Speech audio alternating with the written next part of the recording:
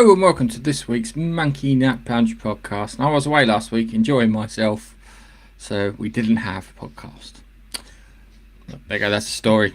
Nothing more excited than that, I'm afraid. I'm back with Keith. Keith's still alive despite my efforts and my funding of international assassins to kill him off. He's still here. Well, I nearly died last week. I got food poisoning last week, so it was a good job we didn't do the show because I probably wouldn't have been able to do it because I was spending my life in the bathroom. Not going into any more detail than that. Awesome. It almost worked. Yeah, it almost worked. Yeah, it almost worked.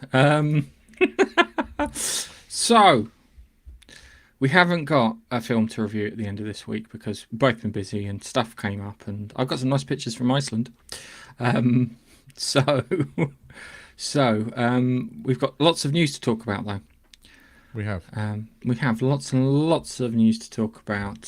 Just a quick one. Okay, have you been watching anything interesting recently, Keith? I'm trying to figure that out. Have I watched anything? I've been watching Tulsa King. I've been watching Superman and Lois. Every week. What else have I been watching? I'm trying to think what else I saw. I mean, nothing of like that we talk about on this podcast kind of thing. Been watching The Penguin? I haven't got to the end of it yet. But well, yes, the end. Last one's Monday. Yes, I know. So... I know. I was going to watch. I was going to do like a sort of binge watch at the end, if you know what I mean. Because I think I've seen 5 episodes, so there's a couple more that I've got to see. I watched the last episode. I'm not joking. I'm like watching it, going. I really think that Batman's about to turn up. I've just got the feeling in my water that Batman's going to turn up in the very end. He's going to beat them all and then get done in by Batman. It could happen. It could happen. Hey Biff. Hello, Biffa. It could happen. I mean, the thing is, the trouble is, we're in that sort of. I think we're now being affected by the writer's strike finally, because there's just no new releases at the moment, so there's nothing like worth watching. I mean, I watched The Diplomat, which was a Netflix thing. That's silly but entertaining. But nothing else really. There hasn't been a whole lot of stuff. So I've kind of been doing a bit of gaming, but I've been playing Cities Skyline and kind of reliving my youth of this. Although Cities Skyline is kind of SimCity on speed, there's a lot more to it than the original SimCity. But I've been enjoying that. I kind of been getting a little bit obsessed with that, to be honest. If it makes you feel better, it is from the people who made SimCity. Oh, fair enough. Well, I mean, the City Skylines 2, but I haven't got into that yet because it's buggy as hell, apparently. So, it's SimCity 4000. But City Skylines runs reasonably well. So I've been playing that. I realised I owned it. I must have bought it like 3 or 4 years ago and not really played it, so I've been playing it recently. Because there's bugger all to watch, really, at this point, except YouTube. So, yeah. All right, shall we get on with the news? I have that. I need about 350. 350. Bad 350. I love that. Hey everyone, big news just dropped from a galaxy far, far away. We're talking about Andor Season 2 and the highly anticipated return of Cassian Andor on Disney+. And the release date is finally out, set to... The new story. Fuck! For podcast listeners... They don't need to know! Hang on. Right, hold on. That's Now, we are... Hey everybody! Big news just dropped from a galaxy far, far away. We're talking about Andor Season 2 and the highly anticipated return of Cassian Andor on Disney Plus, and the release date is finally out, set to premiere on April 22nd, 2025. This season promises to bring all the gritty rebellion vibes that we loved in Rogue One. So let's break down what we got. So it's supposed to be a epic multi-year journey with 12 episodes divided into 3 story pods like it was before, which I actually quite like, each covering different years in the lead up to the events of Rogue One. This timeline structure gives us a peek into Cassian's growth and a larger galactic rebellion forming around him, which is good. It does sound like that's it though, because as soon as you get Rogue One, it was always going to be 2 seasons and done. Ever since they talked about this, it was 2 seasons of 12 episodes, and it was going to take us up to Rogue One. I'm looking forward to it. I enjoyed Andor Season 1. I know that some people said it was boring and dull and didn't enjoy it, and I can understand that. It was not everybody's cup of tea. But what it did was it did something different. It wasn't chopped full of wokeness. It was something interesting.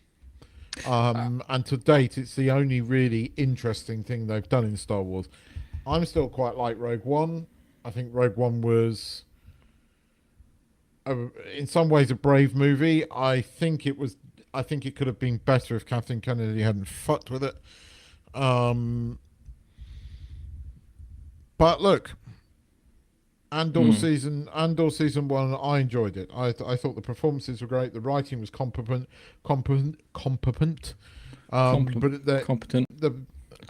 There was somebody that knew what they were doing, writing in there. But I don't think it will be a flop. Though I'm just responding to a comment. I don't think it will be a flop because season 1 wasn't. Season 1 started out as a flop, but then by word of mouth, it got quite a lot of viewers. If this stays at the same quality, then it won't be. So my issue with season 1 went as follows. Yeah, you had to watch them, and it sounds like doing the same again. You had to watch them in 3 episode blocks. If you watched it week after week, it didn't. How can I put it? It didn't put into a bit where you could go, I need to watch it next week. Yeah? It really didn't do that. I don't think it did that for me in some places. Not necessarily. And also, because of the pacing, you had like a whole episode set up. So where you normally watch TV and the first maybe second act is set up, and then everything else then runs down from that. So think of like your procedurals, especially procedural science fictions, like kind of Star Trek and whatnot, yeah? That has that kind of setup in that. It didn't have that. I found that when I watched them in blocks of 3, everything was fine. It was so much more enjoyable in blocks of 3. If you watch it 1 episode at a time, I can understand why people go, "No, this is shit, mate. It's boring." Yeah, I get it. But people came back to it, and I think it quietly became one of Disney's more successful shows. It's annoying because if this would have been the first show that they opened with it, yeah, it would have been a bit more. We'll get back to Biffer in a moment because he's making some good comments. So I know what you said about Mandalorian. I understand why Mandalorian was the first show, right? And despite you calling it spectacularly average, and if you actually look at it, you're probably right, it did have a very Disney thing of Grogu and that did set the world alight. They just buggered it up after season 2, and that's the problem. There is a trailer. There's another trailer out for Skeleton Crew, or as we like to call it, Goonies in Space.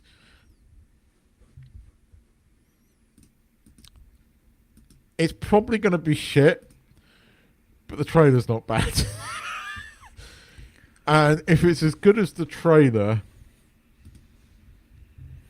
it could be quite successful. But the problem is and Biffer made a comment, which we'll get to. Star Wars doesn't feel like Star Wars. And watching the trailer previously, it didn't feel like Star Wars. This is the problem. It does not feel like Star Wars. It feels like Goonies in space. But then I'm a Goonies fan. It feels like a Spielberg's 1980s movie. But then I quite like that, and that's probably why they're blatantly sort of trading off Spielberg 80s Goonies movies, some of the Stranger Things vibes. Yeah. They're definitely feeding off that. But look, if they make something that's entertaining, I'm going to watch it, and I'm going to say it's good. Am I going to say it's good Star Wars? Potentially not. I'm not doing it. I haven't got the voice. No. It's just the fact that Biffa replied in your Yes, place. That's... There you go. It's about as much as I can muster this week. But thanks, Biff. One day we'll have to play that clip if you don't know where it's from. The trailer looks good. That's all I'm going to say on that matter. We'll watch the trailer. We'll watch the trailer later. Yeah. I respect the people who didn't enjoy Andor. It is not for everybody's cup of tea. I kind of liked it, but respect if you didn't. But I think you didn't like it for the right reasons. If that makes sense. So, you cannot like it because you found it boring or you found the pacing not very good. It was because literally everything happened in that last third episode. Every third episode. Yeah, no, I get it. Everything happened. So, as I said before, I found when I watched it, I watched 3 at a time and it was fine. But I know if I watch 1 at a time, it's not. So when it comes out, I'm going to have to wait until 3 have aired, watch it, wait.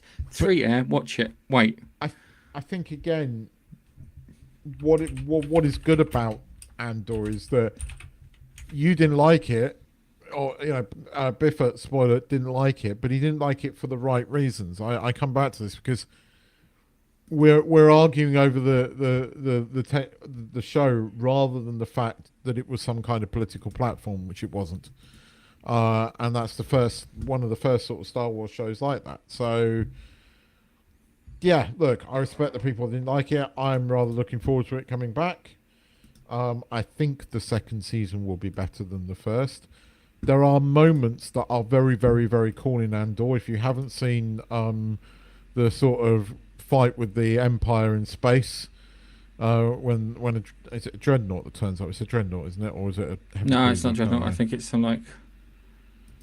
but that little ship just completely fucking obliterates it. That's kind of awesome. That is kind of awesome. It does have moments. It does have moments. It's, as I said, if you watch it in groups of 3, it's fine. If you don't watch it in groups of 3, I can understand dipping out on the second episode because it feels like it's going nowhere until you get to that third episode where it is going somewhere. So hopefully, I'm going to watch it in groups of 3 because I already I've been through this and I know how it works. So I'm not planning on doing that. I can respect that. So we can let's move on then. Let's move on to our next one. So let's that one. Hans Briggs! Oh no! Hey, Kaiju fans, buckle up. You might be in for an epic rematch we didn't see coming. Rumor is Takashi Yamazaki, the director of Godzilla -1, could be setting up the stage for return of Biollante, whatever the fuck that is. That's right, a fusion of Godzilla's DNA rose from human cells that could bring it back in a good way. Today we dive into theories and stuff, blah, blah, blah. Godzilla -1, -2. Well, -1 did set up a couple of things. I mean, -1 obviously set up that there was some kind of regeneration going on, and that lady girlfriend also had some kind of infection in her neck. So I believe this is, if they're going to do it, it's going to be a sequel. -1 is such a damn good film. I worry. It is. I don't know. It depends what he does. It depends what he does because he might. How can I put it? he might want to just kind of bring it to like more Godzilla-y roots, which will be fine for people like me who like Godzilla, like big monkey fight big lizard fight big monkey, or big robot, or big turtle, or whatever. That's fine. But for the normies, not so much, if that makes any sense. But then again, if he's doing it for like fucking $16 million again, but it'll be interesting. It's going to be I have no relatively idea. low budget. I know that much. I know a little bit about this. I can say right. So I have a student.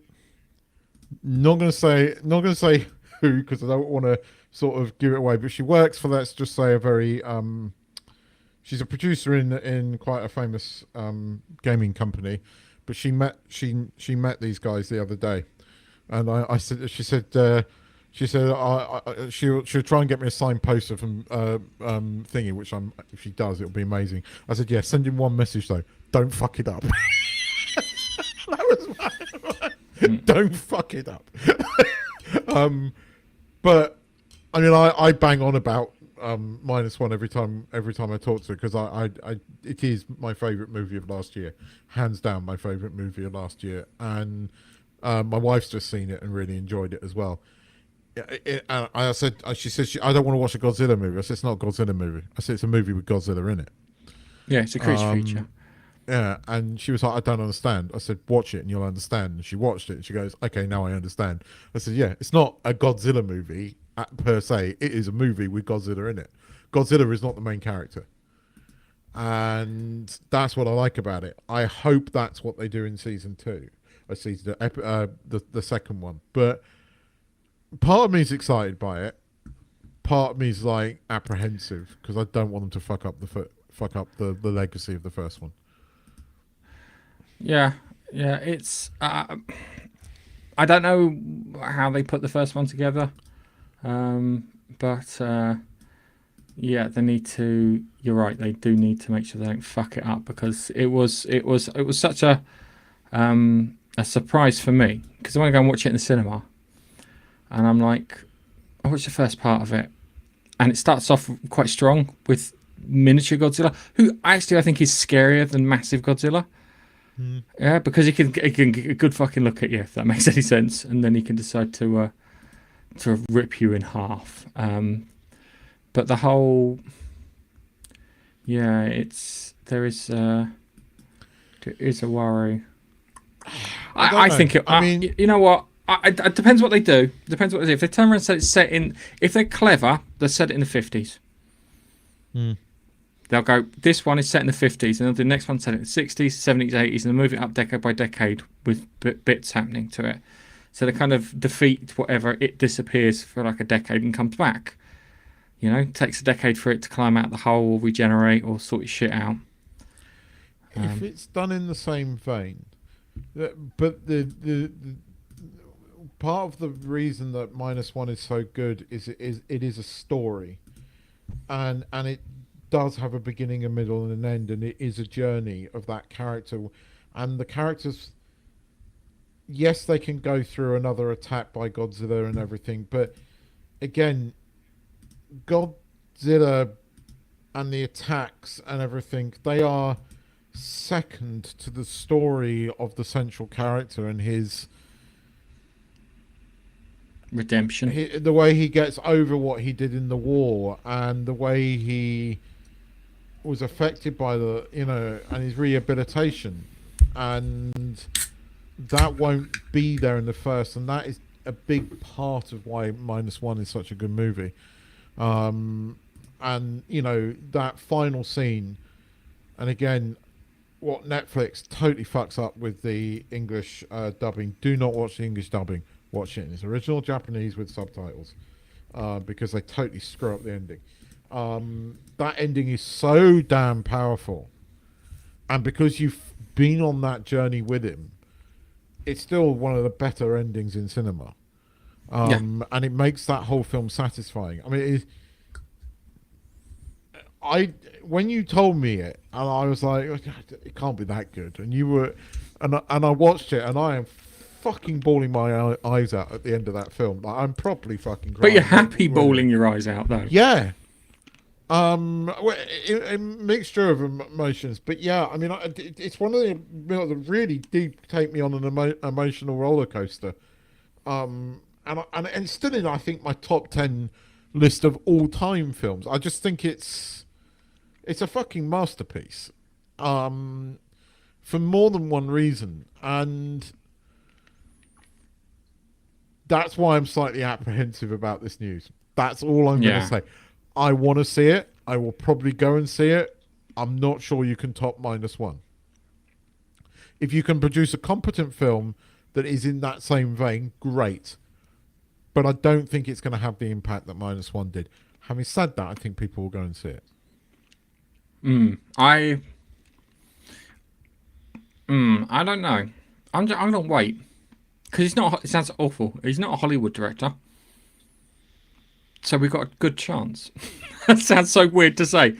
Because he's not a Hollywood director, there's a good chance it won't be a complete fucking shambles. Yeah, it's true though. Yeah. But this is... And if you want to see an example of that, Joker Part 2. Mm-hmm. There you go. There's my thingy. Let's go to our next one. Hello, Dave. I'm sorry? Is that Dave? There you go. Yes. I didn't know this guy by name initially, but when you told me, I then was like, oh, shit. So, Tony Todd. Yeah. So, Tony Todd, legendary actor known for his iconic role of Candyman, amongst others, has passed away at the age of 69. Todd's unforgettable presence in film and television has left an indelible mark on the industry, especially fans of the horror genre and science fiction. Just to talk about kind of some of the stuff that he's done. And one of the things that I always remember Tony Todd for doing is he was in Babylon 5 Crusades. He was the captain of the Victory. And he played God knows how many Klingons in Star Trek. Well, for me, I remember him, and Biffa, I was about to say this, and Biffa beat me to it in the comments. He played elderly Jake Sisko in that fucking amazing Deep Space Nine episode, which to this day is still one of the most emotional episodes. It really gets me, that episode, every time I watch it. And yeah, I remember him in that. I remember him in, he is a character actor and has been in shit loads of things. I mean, the minute I saw a picture of him, like, oh, I know who he is. Yes, he's played Klingons, but it's elderly Jake Sisko that I remember him for in Star Trek. Because it's, what do you call it? He did the voice of Venom in the recent Spider-Man game. He has such a distinctive gravelly voice. You know when you talk about these people with great voices, so Brian Blessed, great fucking voice, yeah. Morgan Freeman, yeah, voice that Tony Todd also had one of those voices too. And one, it's weird because whenever I think of Tony Todd, I think of a scene from The Rock. Do you remember the scene from The Rock I'm talking about? And he's one of these actors that you give even a fucking small part to, and he acts his bollocks off, yeah? And I've opened this up in the wrong bloody tab, and I have to go to this one. Cop. Sorry. And I wanted to show you the clip. I'll show you the clip in a moment. But he's one of these characters like Bill Nye. You give him a small part, and he acts his bollocks off. The same with the guy who plays Gus Fring. Oh yes, yeah. You give him something small, and they go to fucking town on what they've got. Yeah. And let's see if I can get this loading. And we're gonna get a copyright claim against this, but I don't care. Chicken shit. You shoot me, I drop this. We're both dead. Come on, don't be scared. I'm on the chair. Come on. You know how this shit works? You know how this shit works. Come on. Come on, I don't need the gun. I'll put it down. Come on. Let's play. Come on. Listen, I think we got started off on the wrong foot. Stand good, Speed, FBI. Let's talk music. Do you like the Elton John song Rocket Man? I don't like soft ass shit. Oh, you. Oh. Well, I only bring it up because it's you. You're the Rocket Man. How do you like how that shit works? Take the rockets away!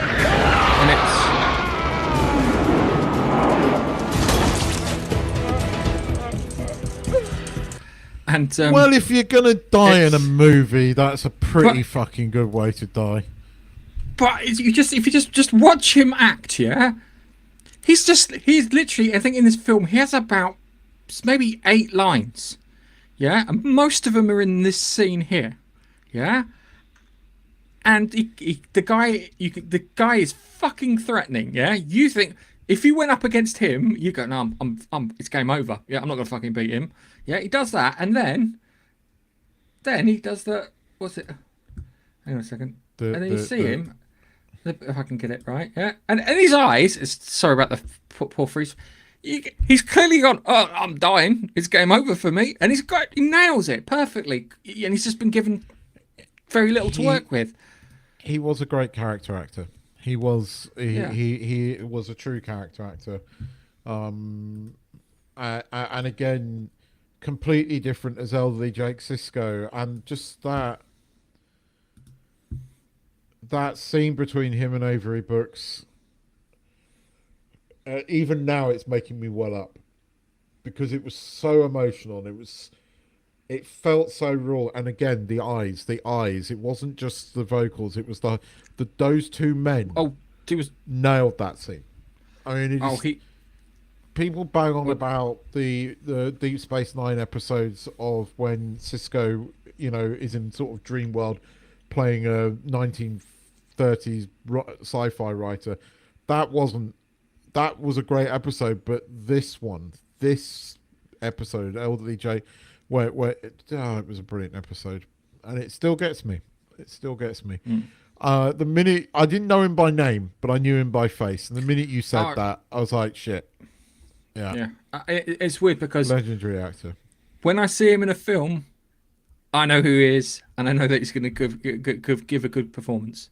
And when I hear him doing voiceovers for cartoons and video games and whatnot, I know that he's always going to give a good performance. And I think he's great. And it's annoying because it's one of those people who maybe you didn't realize how great he was until his passing, if that makes any sense, which is a little on the sad side. But I have to say, I've never seen him in anything where he was shit. And that's pretty good for an actor. Yeah, as I said, I always remember him as Klingons because he was in Next Generation, and I think he was in the one where Worf regains his honor and has to go and help Gowron on the Klingon homeworld. I'm such a fucking nerd. For somebody who claims to be doesn't claim to be a Trekkie, you are a fucking encyclopedia of Trek. You are, but you're right. Yeah. So it was that, and as I said, he did the voice for Venom recently, and because he's got that great gravelly voice and that, and it's weird how I defaulted to that bit in The Rock. As I said, he was given very little lines, and he fucking nailed everything, which is a sign of a great actor. And it's a shame that he never got a breakout role. And he's a character actor, which means he's an actor. Yeah. This is what gets me, yeah. There are actors who they call lead actors, yeah, and there are character actors who I refer to as actual actors, yeah, because all lead actors do is just play them fucking selves.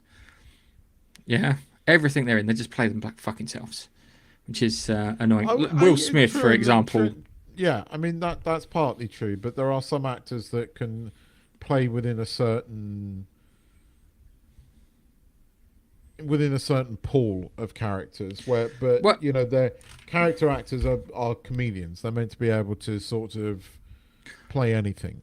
I'm going to say Candyman. He got noticed for Candyman, but he needed to have something to push him up. I mean, Sean Connery could play roles within a certain circle, and he was very good at that, right? Like a Spanish man in Highlander, or a Russian in a film that we're going to be watching soon. Still kept a Scottish accent. Both. Well, no, it was a Russian Scottish accent. Russian Scottish accent. We'll get right. So it is it's sad, and he put a lot of. He did a lot of things, and it's, as I said, I know Biffa said that Candyman's the one that got him noticed, but never pushed him to stardom, and he was one of those people who clearly had the skill in that. And I think Hollywood doesn't respect character actors as much as they should do, and I think maybe this didn't help Tony, Big Tone, I'm going to call him, because he was that. It's like Mark Rylance. Yeah, Mark Rylance is a fucking chameleon. Yes. Yeah, he's not. He's beyond an actor. He's a character actor. He's a fucking chameleon, because you watch him and he just swaps. He becomes someone completely fucking different. And Tony Todd was in that category. And on that note, I think rest in peace, sir. Yeah, rest in peace. I just need to. So we'll go to our next one. What do I want? Which one shall I pick? I will pick. Well. We've got some serious news about an exciting piece of casting for the new Fallout TV series. Macaulay Culkin, yes, Home Alone legend himself, is officially cast in season 2 of Amazon Prime's Fallout. Culkin, I can't say his fucking name right. Culkin is stepping into the shoes of a mysterious, crazy genius role. As we are here to break down what this could mean for the fans. So it's a mystery character. So it's based on Fallout New Vegas, and there are a limited amount of characters that you can play.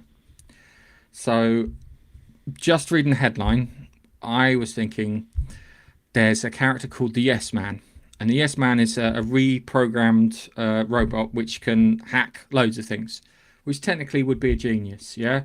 And he could be voicing the Yes Man. Keep, what are you doing? My TV's decided not to play what it's meant to play. So I'm just putting it back. Sorry about that. It's a podcast. Yeah. Anyway, Yeah. so there's a Yes Man who's like a robot that's going to hack all this stuff. He can't play Mr. House because they've already cast Mr. House, who would be the other genius in the thingy. And there's another character called Gannon something, who was an Enclave scientist, who also is genius too. So there's only 3 real characters you can play. I hope to God they're not making up a new character, because it doesn't. There's plenty of things to choose from and lots of stuff to work from and that. But other part of me was hoping that he'd play the Matthew Perry character, who's responsible for shooting you in the head at the beginning of the game. So if you play Fallout New Vegas, you start off. Benny, his name is. You start off and you're being held up by Benny and I think they're called Great Khans, who model themselves around Genghis Khan and whatnot. And he gives you a speech about kind of, you think you're a run of bad luck, but I'm afraid the deck was always stacked against you, and then blows your brains out, or supposed to blow your brains out. And then you get rescued by this robot, which is the Yes Man is one of these types of robot, and then fixed together by some doctor, and you go on your revenge. And that's the base story of it. And then there's something bigger at play, because there's Mr. House, who managed to stop the bombs from falling on Las Vegas. Yeah, so he managed to stop the bombs from falling on Las Vegas. He predicted the day that the bombs would drop in the game, which is annoying, because in the TV series, the Vault-Tec were responsible for it, which robs him of that fucking genius move that he did. He was out by 1 day. And the little chip there was supposed to upgrade all his Securitrons that he had, that would patrol the desert and do this, that, and the other. And if he got this silver chip thing, it would do it. Fortunately, bombs failed. He managed to switch defenses on to save, Vegas. And now everyone's fighting over the Hoover Dam, because the Hoover Dam is a nice big source of free power for everyone, and it's still standing after all these years. So you've got another group in there called Caesar's Legion. You've got the NCR, which they removed in Fallout, which is stupid, and Mr. House. And then you have a load of little other factions around the area. So you have the Greater Khans, some cannibal cook things, some aliens, if they get the balls to actually put aliens in Fallout, because Fallout games are always renowned for there is one crashed UFO or crashed aliens somewhere on the map, and you can find some really good bit of tech from them. But I don't know if they've got the balls to put that in there. So we'll find out where it's going. I'm hoping. I don't want a new character. I want something that already exists. The Yes Man and Benny would be interesting. The downside is that you've got the NCR have been removed, so you can't have the NCR fight Caesar's Legions. So it probably wind up being Mr. House fighting Caesar's Legions. Yeah, I'm. If you can tell, I know a lot about Fallout. A lot about Fallout. I'm just looking forward to seeing Macaulay Culkin back on the TV, back on the screens again. It's long overdue. Should be quite good. I quite enjoyed Fallout, the TV series, despite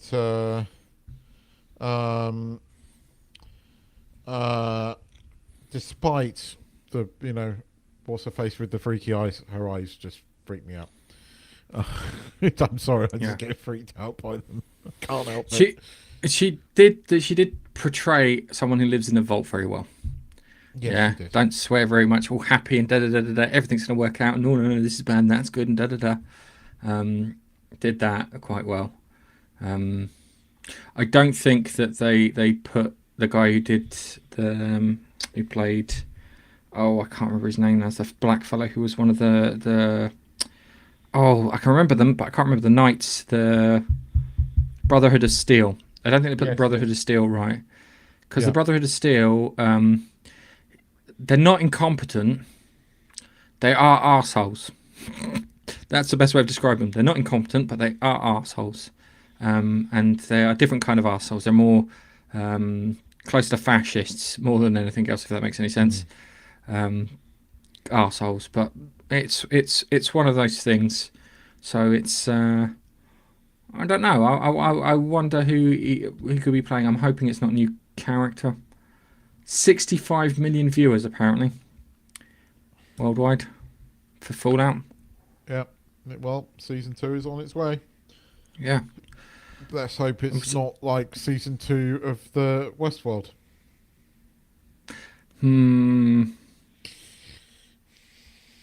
For a Fallout fan, I think it might be worse. For a Fallout fan, though. That's because we know the lore and we know the thing. And Fallout New Vegas is a great story.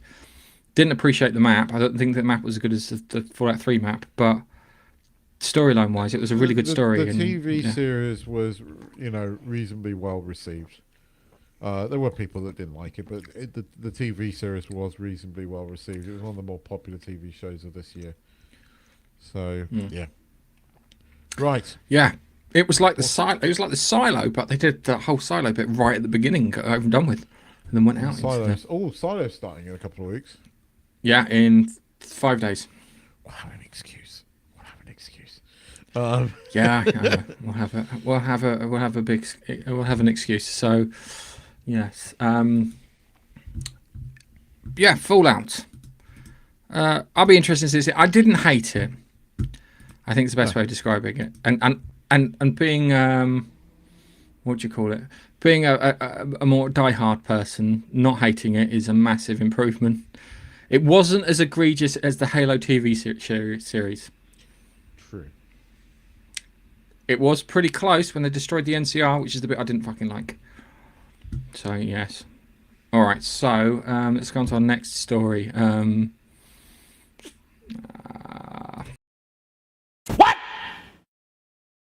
What the fuck? That didn't play well for me either. Big news from Order Cinema. Two powerhouse actresses, Zendaya and Anne Hathaway, have just joined Chris Nolan's next film. I hate to tell you, Chris Nolan is a bigger star than Anne Hathaway and Zendaya combined. He can get more bums in seats than those people can. Yeah? With an already stellar cast including Tom Holland and Matt Damon, this new project is shaping up to be one of Nolan's most anticipated releases. Yes, so he likes casting people he's worked with before. If he has a good experience with you, I imagine he just fuck it, they'll do. Which is a good thing. I like that. Zendaya, he has never worked with, and nor has he worked with Tom Holland. Yeah, but but those two are an item, so I wonder if that was influenced by that. But um, If they're an item in the film, then we can say yes. If they're not an item in the film, then we can say no. How about that? That's the easiest way of describing it, because you want them to have a relationship, yeah, and Chris Nolan go, oh fuck, I don't need to worry about chemistry because they're already going out. true.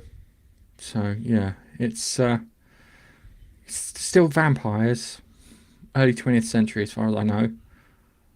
That's the rumor. But you know, like a lot of his films, they do sort of they do secrecy quite well until they announce what it's going to be. But yeah, I've heard vampires as well. Yeah, I'm thinking Dracula. I'm thinking Tom Holland is going to be Jonathan Harker. What's his mush? Matt Damon is playing Dracula. No, Van Helsing. Because that would work. Who the hell would they cast as Dracula? I don't know, but I've got a feeling that'll be the last person they cast. You know who it might be. And actually, it could be quite interesting. No, he can't. He's already done Dracula. No. He's already done it won't be Dracula. No, Gary I Oldman. think it's going to be no. Yeah, he's done. I think it could be Christian Bale. As And Dracula. I actually think that could be quite interesting. That would work. Be quite interesting if he's doing Dracula. Yeah. Now, I mean, the rumors are that the Bond movies have been delayed, and I'm just wondering if this is the reason why. I hope it is. I hope they're delaying Bond because they want Nolan to direct a Bond movie. I'm still holding out hope for that. I think a Nolan Bond movie will be awesome, but we'll have to see, because he could have been put off by Danny Boyle's experiences. But then, you know, I mean, we're done with. It could have also had a lot to do with the last incarnation of Bond, who to this day I think, in the long term, was a mistake. Daniel Craig is not a good ambassador for Bond. Who was the other guy they had? What, I can picture him. Before the one that we're going to pick, it was between Daniel Craig and he was in Children of Men and Clive Owen. Yeah, Clive Owen. That was it. Yeah, Clive Owen would have been a better Bond. I think he would have enjoyed it more. I still think, I still stand by, what's his face as Bond. If you're not going to do that, bring in Henry Cavill. Yeah. Henry Cavill will age more towards the part by the time they go to do it too. Yeah, I think Hardy or Henry Cavill could do it. I want to see that. I think let's see what happens. But I mean, look, Zendaya in a Nolan movie, you could be right. If it's Anne Hathaway as well, who would she be playing? Bride of Dracula. Nolan Sleater baby. Nolan doing a Dracula. That could work. But he would be Nolan-esque.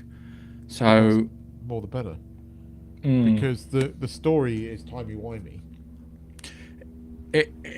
Yeah, because he might go into Dracula's backstory and this, that, and the other, and he can do it from Dracula arriving in London to start off with, and then going back to Jonathan Harker and back and forth, and then Jonathan Harker arriving in London, and Van Helsing coming with him, and all that sort of stuff. Could work. But yeah, Van Helsing. Yeah, that could work. If it's that, it could be something. Dracula. Yeah, but Tom Hardy is like Harker, that innocent. Well, no, Tom Holland, not Tom Hardy. Tom Holland, that's what I meant. Tom Holland as. Oh yeah, that could work. If it's that, it could be something. Shit, now I want it to be Dracula. I want it to be Dracula. Oh, I'm sorry. I didn't mean to do that. I want it to be Dracula now, because actually a lot of this could work. it kind of makes sense, and if it's not, all right, move on. I'm going to get disappointed if it's not Dracula now, because actually I want to see a Nolan Dracula film. Yes. Did I do this one? Hang on a second. Well, well, well. I'll do it again. Hey, Star Wars fans, Lucasfilm is officially working on a brand new Star Wars trilogy. Wow, that sounds familiar. Being How developed by many Simon trilogies have they been Kinberg. working on? This is the funny thing. Simon Kinberg can get shit done. He's behind several of the X-Men movies, including the crap ones, with fresh characters and new direction post Skywalker saga. The trilogy has a lot of fans excited, speculating about where the saga could go next. So let's look at some of the details. So Kinberg, X-Men, Days of Future Past, Logan, co-created Star Wars Rebels alongside Dave Filoni, so he's got a bit of Star Wars in his blood. Also consulted on The Force Awakens too. I'm hoping that they didn't listen to what he said, so he can come back and do some of the stuff he was. So he's not what do you call it? He's not green. He's quite familiar with all this stuff. Old Republic. Everyone wants the Old Republic. You can't do the Thrawn trilogy because you bollocksed it up. Yeah. Yeah. So Old Republic. Go get the BioWare people who did the story. Yeah. Get them in a room. Put the whole fucking thing together. You could probably get a good 6 films out of that, maybe. No, I'm gonna say 3 films out of that. I won't say 6. I don't want to give them ideas. Get about 3 films out of that and get yourself a decent trilogy. You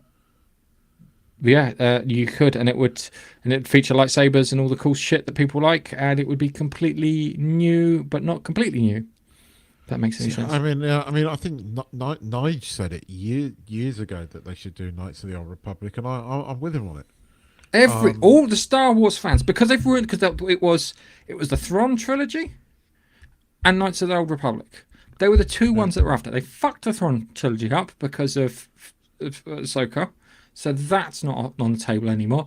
So it looks like it's Knights of the Old Republic. And the funny thing is, they also tried doing their version of Knights of the Old Republic with the High Republic era, with Geo, the Rock, that pilots the fucking Millennium Falcon. It's not Millennium Falcon, but I'm going to say it's Millennium Falcon because it's shorthand. I can't get excited about it. I don't believe fans are excited. It's yet another trilogy announced by Lucasfilm that's probably not going to happen. The amount of films that they announced that never turn into anything. I mean, we're meant to have a fucking Rian Johnson trilogy. We're meant to have got a fucking movie from Feige. We're meant to have got a fucking trilogy from the Game of Thrones creators at one point.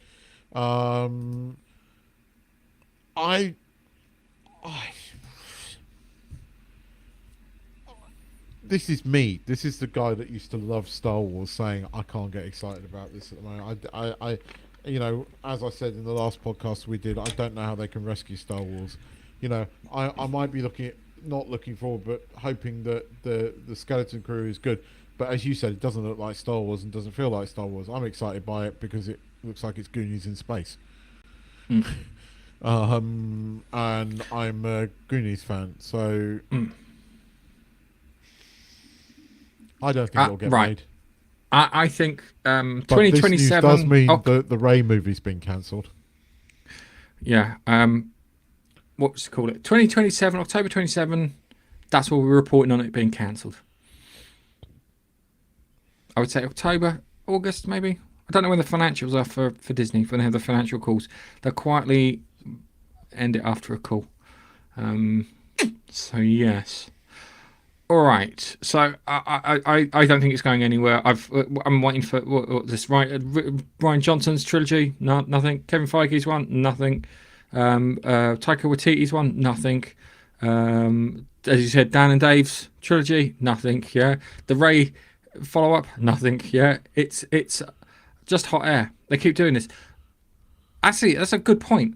If they've announced this, are they having like a financial thing recently? Because they always do this just before they have their financials, so they can justify the shareholders keeping hold of their shares and not selling them or shorting their stock.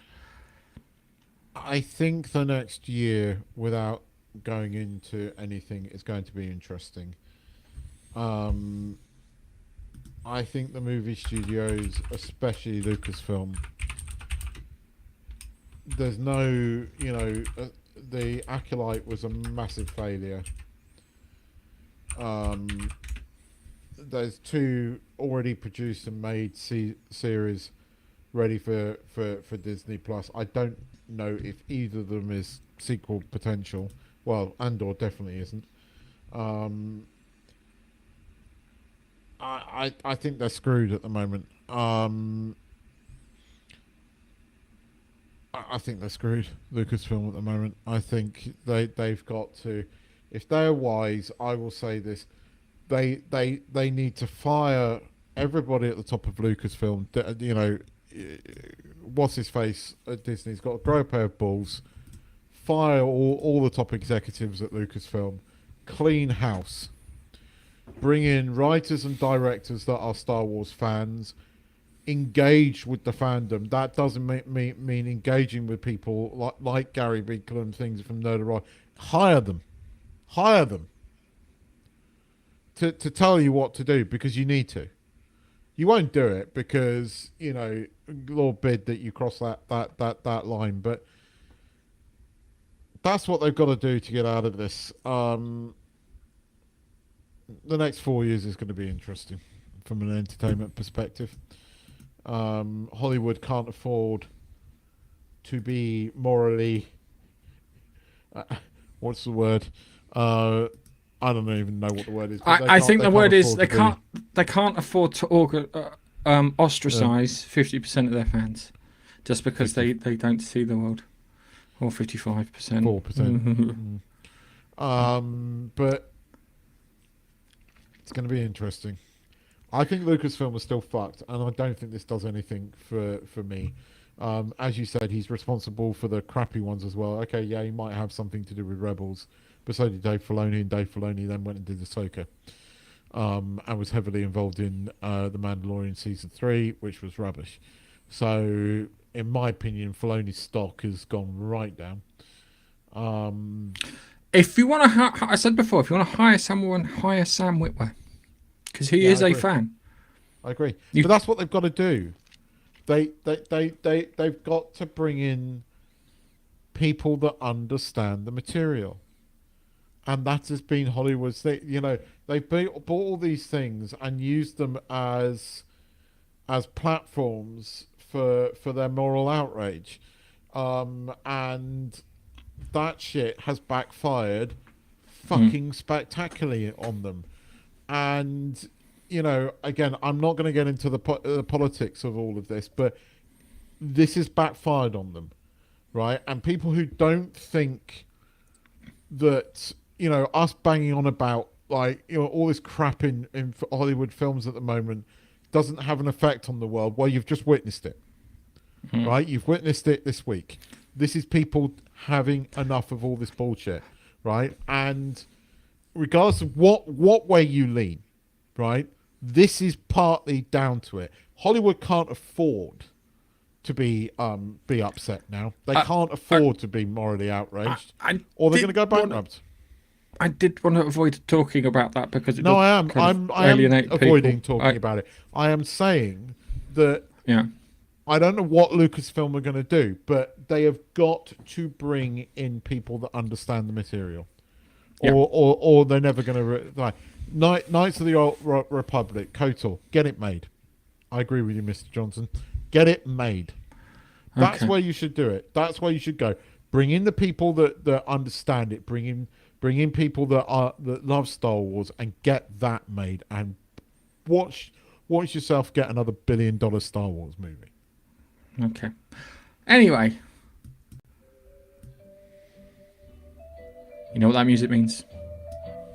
Time to look at the comments. Oh, crikey, we've got a few this week. So, Biffa was in first.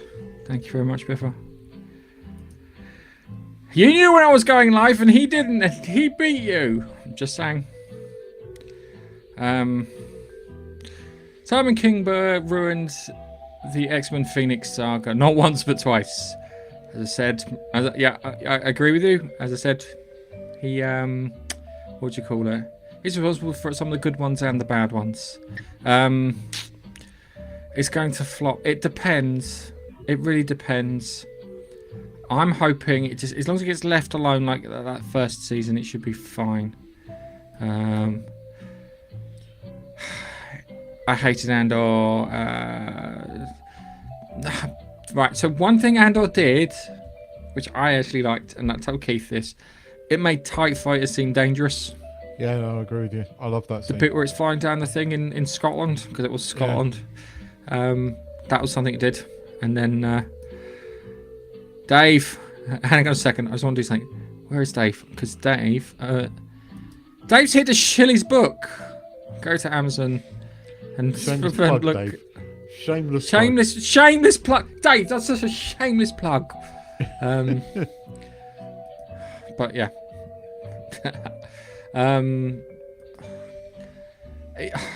There's so much apathy. Everyone's quietly walked away from it.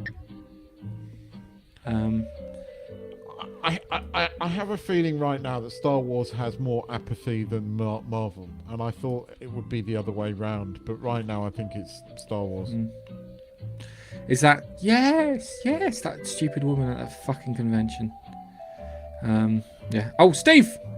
Hi, Steve. Steve.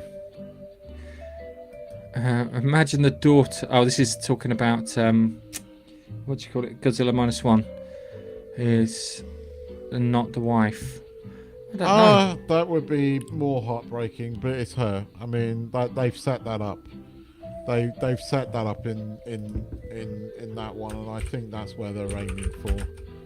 I might have a little bit more information next week, but it depends. I may or may not be able to share it. I'll tell you, but I might not be able to share it on the podcast. I might have a little bit more information next week. Biffa remembered who the character was in the Next Generation that Tony Todd played. It was Kern. Yes. And here we go. And then we've got the elderly Jake Sisko. Dude was a good actor. Yeah, Chuck. Now, Biffa's found out that he subscribes to us on Twitch. Twitch will notify you when we go live. But YouTube won't. Go fucking figure.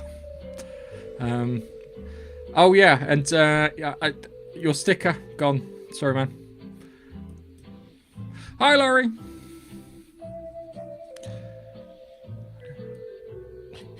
Nigel's in the chat. I know Nigel's in the chat. I'll get to it. We've got quite a few bloody messages here.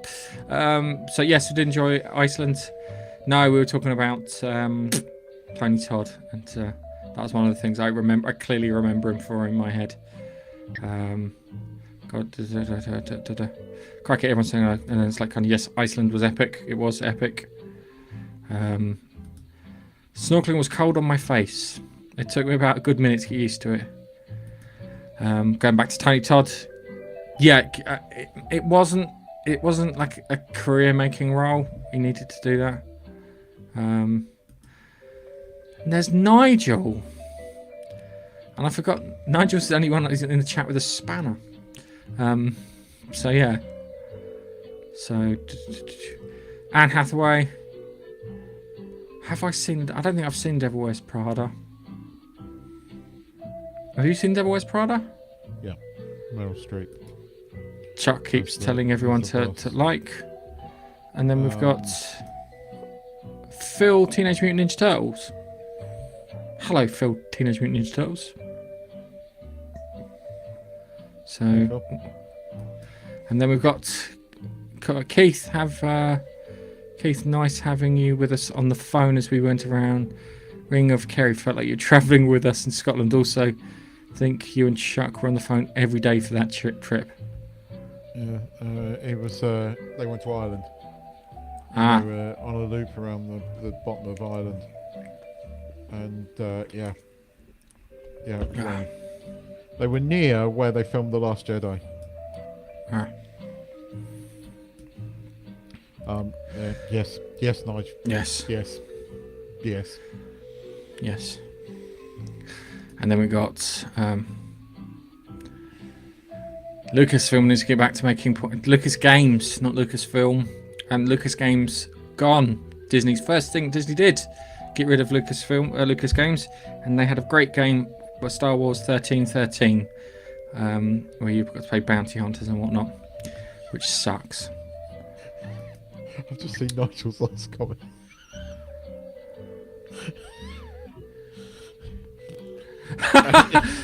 Oh, we'll get to that in a moment. My word, Dave. So shameless from Nige. Nice detective. It was easy. Don't tell him that! Sean Cove Easy. was never released. Well, he did, but, you know. They always said it was elementary. Elementary, yeah. Elementary, my dear Chuck. Elementary. The question is I managed to figure that out and I didn't need much assistance whatsoever. So yeah, sure, you can join us live, lol. I like that. That's funny. Shit, just waved back at Keith and forgot you couldn't see me.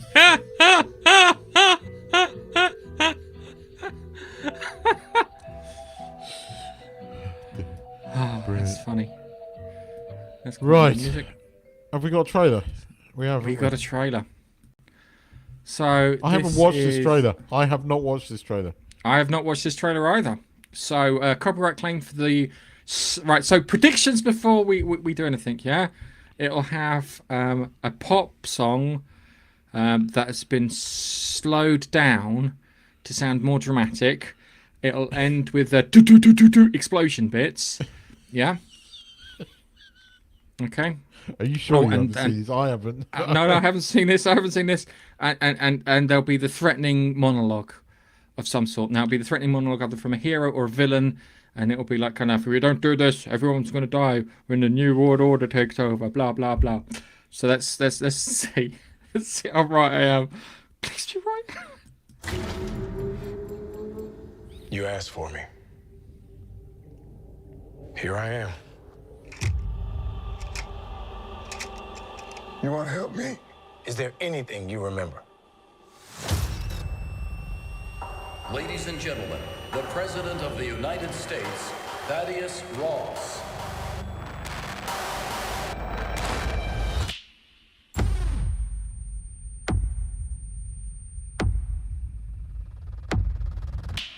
Whatever this is, Cap, be careful. What do we know? There were 5 shooters. This was a coordinated terrorist attack, sir. I was a wartime general. Now I'm a wartime president. Your inner circle's been compromised. Let me fix it. Watch yourself. You're not Steve Rogers. You're right. I'm not.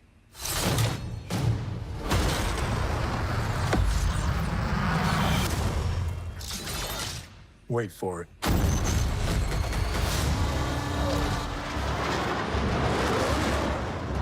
We're on the brink of war. I can't trust anyone. Nothing about this feels right. Captain America. You ever ask yourself, who's playing who?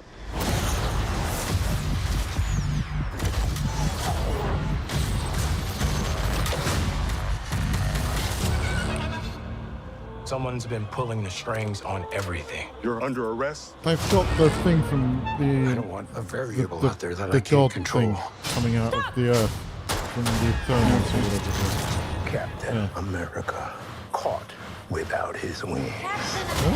You like to play dress up and blindly execute the state's orders. Don't say I didn't warn you. What if this is a trap? You don't even know what this is.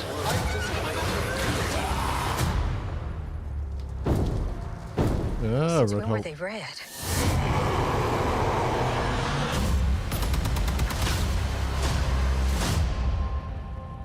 You want me? Come and get me!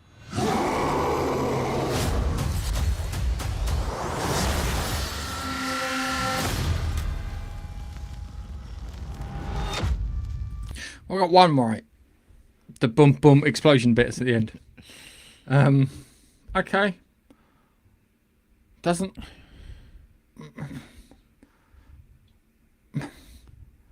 I don't know what to fucking make of that. I'm gonna be completely honest with you.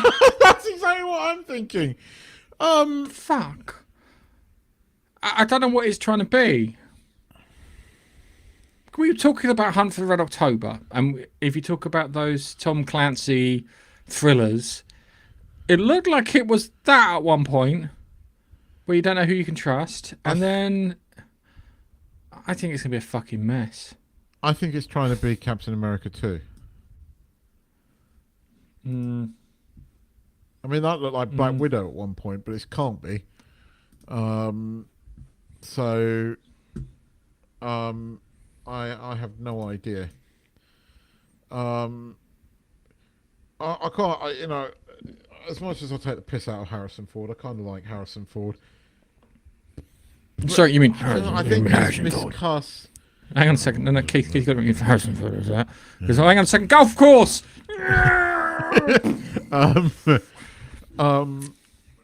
I've quite enjoyed him in Shrinking recently, actually.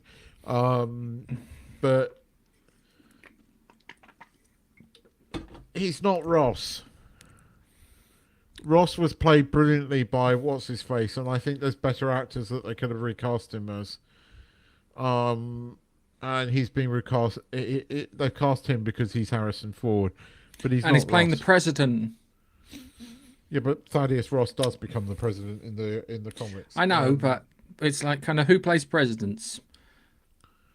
It's Morgan Freeman or Harrison Ford, and it's like, well, but he can't all of a sudden make him black because people will notice. Even though Morgan Freeman as Thaddeus Ross might work. I was just thinking that. Actually, now I think about it, that would work. Yeah. Morgan Freeman plays quite a. There's a thing with Zoe Saldana in called Lioness on Yeah, in the second season. Morgan Freeman's in that, and he plays quite a nasty bastard in that. So he can. When you said that, I was just like, actually, he could probably play Ross. I just don't think Harrison Ford is right for Ross. That was the first thing that struck me. Although Red Hulk, kind of cool. Had we not had that ruddy crap Marvel TV series, right, which basically lectures us and made it all about, like, I was so critical of it at the time. I'm even more critical of it now because they had to bang on about Black Captain America when if they had said nothing, it would have been a much more powerful statement. I stand by that even more now, right? Had they not had that, I would have looked at this trailer and gone, actually, I'm quite excited to see Anthony Mackie back. Manky? Because, well, after that TV series, he is a bit manky. Mackie. Oh, I watched him in Twisted Metal, which is like a sci-fi original TV series wise, but it was actually really entertaining. It was crap, but really entertaining. I don't know, right? On this one, I don't think that was as good a trailer as the Thunderbolts, or what the other one that's coming next year. I am tempted to go and see this, because I don't know what it's going to be. Marvel is at a crossroads. There is some good feeling towards Marvel at the moment, despite what people and despite when you actually think about it, when you think about it, there isn't. But there is some slightly better feeling towards Marvel at the moment among the normies, I think, than there is for Star Wars. Whether they can capitalize on that is another matter. Agatha's done them no thing. They should have written that series off and never bothered to show it. They've still got Ironheart to show. I would write that off. You see, this is the thing, right? What I don't get about Disney, right? That I hadn't realised they cancelled the Nautilus, right? Which was then bought by some other company and Amazon, right? I watched Nautilus.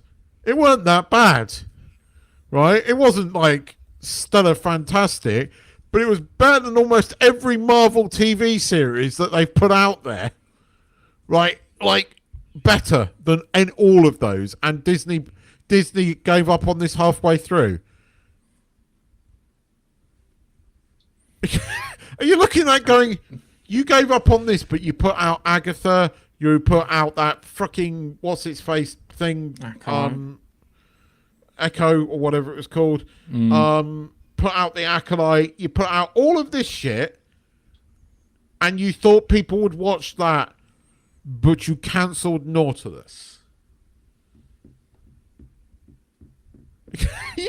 And then you watch Nautilus, you go, because I didn't even know this when I first started watching. I thought, this feels a bit Disney in places, like Disney, but not in a necessarily bad way.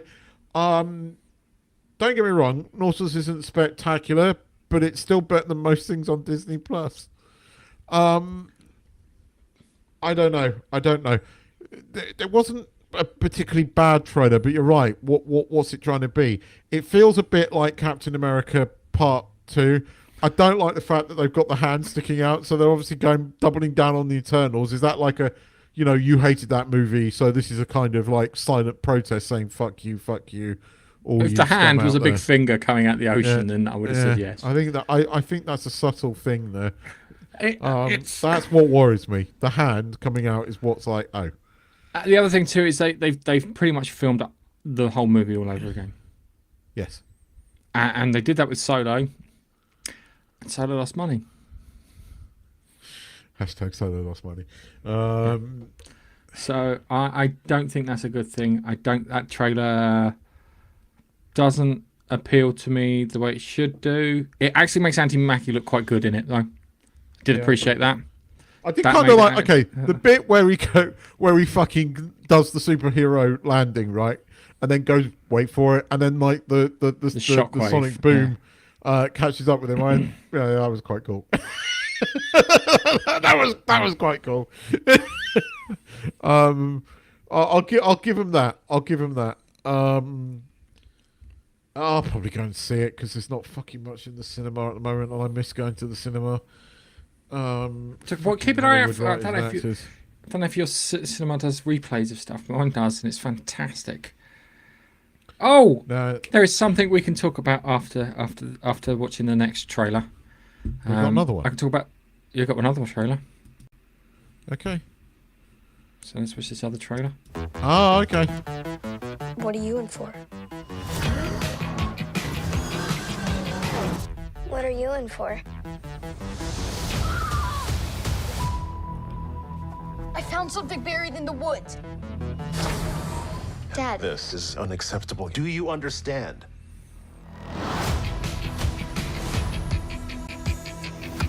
What do you think it is?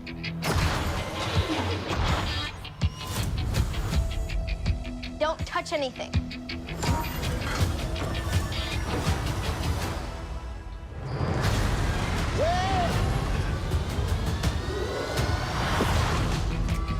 What did you do? We're lost. Really lost. Stay together. We just need some directions home. Come on, kid. Pay up. Whoa. Where'd you two find an old Republic credit? Over here, quick. I'll get you home. We'll make a partnership. But we have to move fast. I need you to take the controls. Okay. Neil? Neil?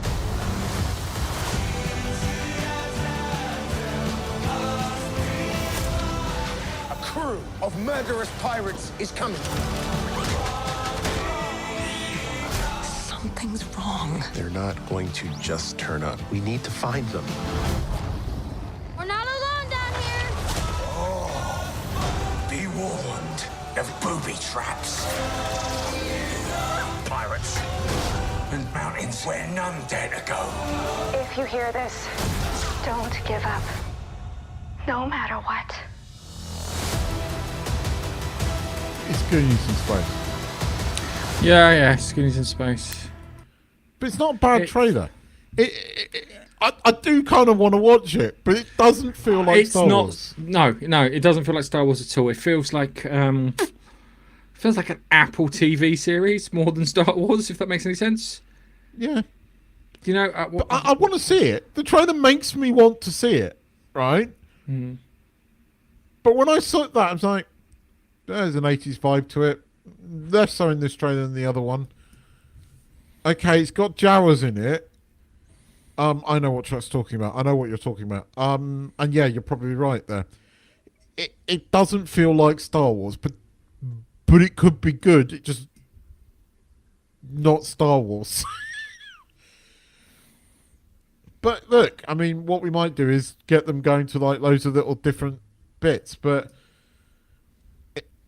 it's on Disney, so I don't mind it. Yeah, I agree with you. I'm going to watch it. I'm going to watch the first couple of episodes because, unlike The Acolyte, this looks all right. But it's just doesn't feel. It looks like very Star Disney. Wars. It looks very Disney. Yeah, but that's. But we used to love Disney. The other thing too is I've got a horrible feeling how this is going to end.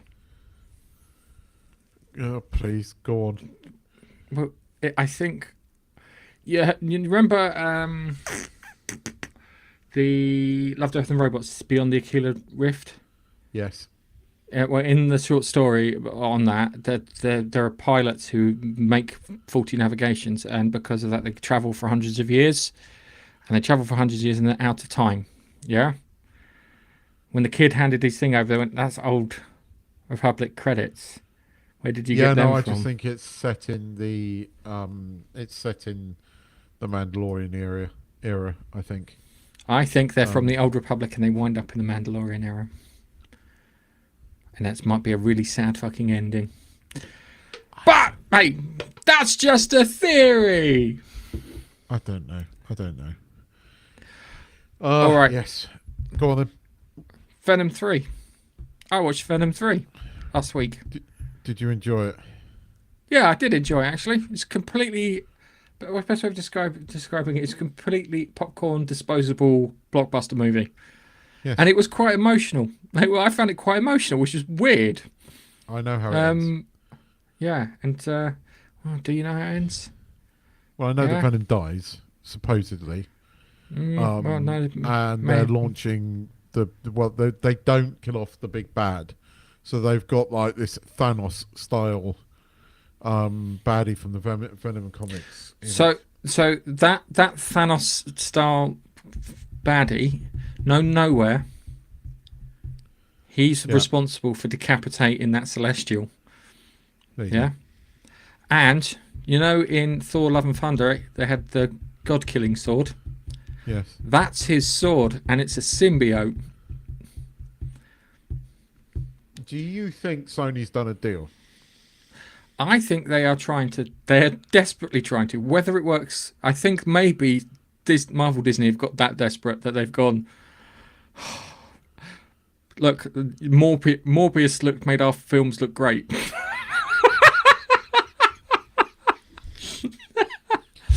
I'm thinking maybe there's something to this relationship after all. I think that maybe, I think they might be looking at something along those lines. I think that maybe they've cast a wide net. I think they need the Beyonder for the second Avengers film they've got planned for Battle World. And you could replace the Beyonder maybe with Null instead, and have Null instead of the Beyonder. Or you could have the Beyonder versus Null, or you could do loads of things. So, but Null is I think he's the most significant bad guy that they've put together in the last 10 years. He's the only bad guy that they've done in Marvel things for 10 years. He is literally in it for 10 seconds at the beginning and 10 seconds at the end, and you hear his voice a few times. But it's ironic. You feel his presence, so they did a good job. So yeah, it's got Juno Temple from Ted Lasso in it. I know. I know. And it's fucking weird seeing her in it. And I'm just like, I'm expecting her to be like, what's so much? Threw me out completely. You got the guy from Kinky Boots and Serenity. The bad guy in Serenity, I can't remember what they call them. The hunter style character. I can't remember his name. It's like it's bloody African sounding. He's really good in it. I enjoy him in it. And yeah, the relation it does have an unnecessary dance routine in it. But on the bright side, what they do with the dance routine is they do the dance routine for like about 20 seconds, and then decide to speed it up because I know that not many people were interested in it, but they wanted to do the dance routine anyway. So I'm like, fuck it. So yeah, that happened. Reese Ifans in it as a UFO conspiracy nut. And yes, I saw a clip with him on. Yeah. Is he playing that character? He's not like another character. It's not like no. He is that character all the way through. Him and his family. I think it's just so he can put a bit of jeopardy in it for ordinary people towards the end. So Venom can show himself as a hero, which is good. Yeah, it's weird because there's bits where Eddie and Venom can't combine properly. So Venom has to combine with other things like a horse or a fish or another worker in this underground facility at Area 51 or underneath Area 51. They set up something really obvious in it too. They have this at the top of on Area 51, this giant acid thing to dissolve all their stuff. And I'm like, well, I think I figured out how they can kill the bad guy. It's like this is for killing the bad guy later. He might as well just have a gun with this will kill the bad guy. Don't worry, everything will be fine. It was. Yeah, come. The one thing I'll say is I think it's pretty significant that Eddie ends up in New York. Yes. Yeah. It's yeah. But he is in a different universe. So I don't know how they're going to cross this, but there are people saying, look, the ending to this means that there is some kind of room to maneuver. So let's see what they do. What they should have done, yeah, and this is what I would have done, is I would have had the whole Venom thing happen. They would, because Null won't be defeated, because you can't defeat Null just by whatever, yeah? So they could have just had it so Venom gets to New York at the end of the film after going through the whole rigmarole of stopping these symbiote hunter things, yeah? And then runs into not Tom Holland, who's the other guy? Andrew Garfield's Spider-Man. And you could have set that up. Because that way you can have Spider-Man and not Spider-Man, and everyone knows that this is an alternate universe Spider-Man. And they could have done that. Well, that might and they be should what have done they're that. doing. That might be what they're doing. So Tom Hardy said he's willing to play the character for as long as they want because he enjoys it. Yeah. And he gets a double dip. And you know that Tom Hardy loves to play two characters in the same film at the same time. Yeah? Or wear a mask. So, yeah. It was, if you get a chance to see it, I recommend just catching it on like Netflix or Amazon or something, and just it's one of those park your brains. It's not. Oh, I know that. Not a great film, but it's going to be like the others. But I'm kind of up for seeing it. I'm up for seeing it. But yeah, we'll have to wait. I mean, yeah, I'll have to wait for it to come out on some, streaming service somewhere. The original Venom's on HBO, I think. I think it's on HBO. Yeah, I think it's HBO that it's on. So yeah, I get HBO Max in a couple of weeks. They're rebranding finally here, and it's going to be Max here. Awesome. So, apart from HBO Max, does sound like some kind of toilet cleaning product. Well, it's not HBO Max. It's just going to be Max now, isn't it? Because it's bringing it, but they're promising more content, so that could be interesting. Just in time for the launch of the June Prophecy series. So yes, and I am looking forward to that. But, yeah. Anyway, so are we going to tell the ladies and gentlemen what our next series of films is going to be? So there's a director that we both like but didn't know we liked. His name's John McTiernan. John McTiernan's responsible for some of the biggest blockbusters in the late 80s and early 90s. So, Predator, Die Hard, Hunt for Red October, Die Hard with a Vengeance, Last Action Hero. We might have to do Die Hard out of order, out of its sequence of order, and do it at Christmas. Because it is the greatest Christmas movie. Yeah, we could do that. So, yeah. Might have to let Die Hard in December, because then we can argue it. So we're doing a Christmas movie review. Because it ain't Christmas until I've seen Hans Gruber fall off the Nakatomi Plaza. That's all I'm saying. What? Oh, I got sent a great Instagram reel last year, and it was what was it to you. No. What was the one where it's like kind of man tragically falls to death? Goes R.I.P. Hans Gruber. Goes he was unceremoniously killed by the police. Yes. Yes, I'm up for it. I am. Yes. So we've got to do Die Hard out of sequence. So what's the first one? What is the first one? This is going to be a real fucking difficult one to do. Yeah. Because the first one, John McTiernan, not Tiernan. Sorry, McTiernan. The first film is, and this is the one where we're going to struggle because I'm going to need to find out where to bloody watch this one. Because I didn't know this film existed, and it's called Nomads, 1986, starring Pierce Brosnan. Okay. So, it's funny because it's like that was like his film, and then the next one after that's. I'm going to have to. I'm googling. I'm googling. Yeah, no, same here. Okay. No idea what this is. No, 86. Wow. Okay. So yeah, it stars Pierce Brosnan.